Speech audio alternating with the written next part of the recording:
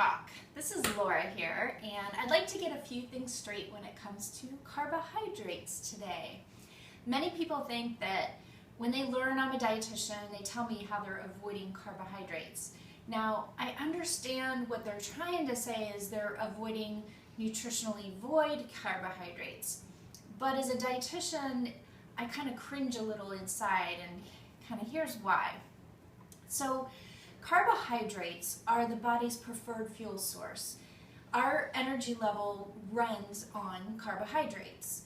The body doesn't really care where carbohydrates come from, to be honest. Once it gets digested into the bloodstream, it just is glucose. So the body supply is converted to blood sugar or glucose. And so it's really important, I think, for us to realize what this means. The body does not efficiently utilize protein or fat as fuel. It basically has to find a way to convert something that is not glucose into glucose. And the body is an amazing adapting machine, and it will find a way, and it does have a backup system, and it will do that backup system and use those proteins and fats to make carbohydrates or glucose. But it's not meant to be done on a long-term basis or a routine basis. So when you say to me you are avoiding carbohydrates, do you realize that you just told me you're avoiding fruit, vegetables, milk, yogurt, beans, whole grains? This is why as a dietitian I cringe inside. The last thing our body needs to avoid is these nutrient-dense sources of glucose. These sources have a big bang for our glucose buck, if you will. They are filling, and not just the need for carbohydrate in our bodies, which is a very important need, but it's also providing micronutrients, vitamins, minerals, fiber, and antioxidants.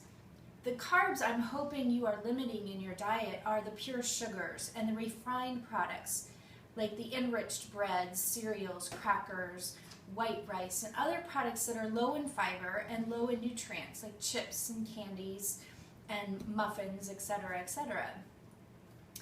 So let me talk one more thing about carbohydrates and glucose in the body. Let's talk about a constant supply. One key with carbohydrates that I wish everyone understood is that it's extremely important to have a constant supply in our bloodstream. That is why we have levels where we expect our blood sugars to be at if you've ever done a lab test with a physician and found out where your blood sugars are. That circulating blood sugar provides a constant supply of energy to our central nervous system. You know, the brain and the nerves that throughout our body, and your brain and your nerves work all the time, right? So when you eat an empty carbohydrate, it will spike our blood sugars, and then our response ends up causing a drop in blood sugars that signals us to eat more. So it makes complete sense that we want to avoid those ups and downs with carbohydrates, right? The best way to avoid ups and downs with carbohydrates is to eat these nutrient-dense carbohydrates, especially those with fiber. Fiber's been shown to slow down the blood sugar response. But it's also important to eat protein and a little fat with your carbs. That is really what will help give you that constant supply of blood sugar in the body. When your body has to digest protein and fats, it's a very slow process.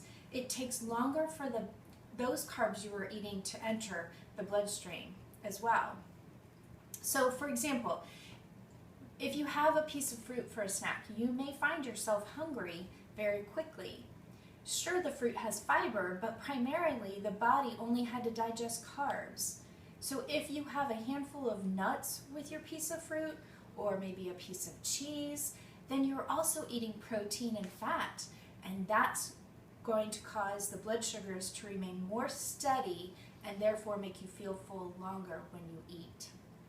So I hope this helps you understand the meaning of carbs, and carbs are important for energy levels as well as a constant fuel source that we have in our bloodstream. They're important for other nutrients as well that they contain.